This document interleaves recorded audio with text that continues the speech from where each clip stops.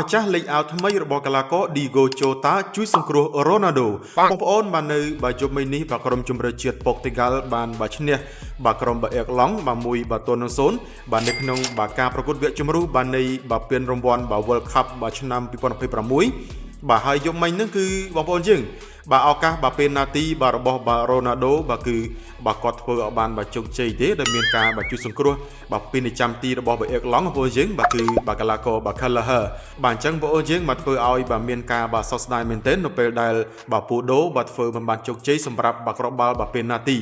បាទប៉ុន្តែបងប្អូនយើងបាទគឺម្ចាស់អាវលេខ21ថ្មីបាទរបស់ក្រុមជម្រើសជាតិប៉ុកទីហ្គាល់បាទគឺកីឡាករ Ruben Neves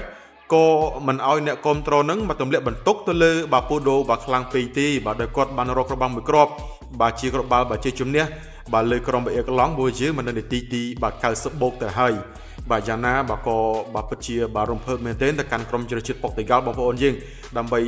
បាទសន្សំបន្ទុកបាទត្រៀមទៅលេង World Cup បាទឆ្នាំក្រោយបាទនៅប្រទេសបាទអាមេរិកហើយបងប្អូនយើងបាទយំមិញបាទកីឡាករបាទ Ruben Neves បាទនៅពេលគាត់សុទ្ធបញ្ចូលទីបាទគាត់ក៏បានឧទ្ទិសបាទគ្រាប់បាល់នឹងបាទទៅឲ្យបាទកីឡាករបាទ Jota ដែរបងប្អូនបាទដែលជាសម្លាញ់របស់គាត់ណា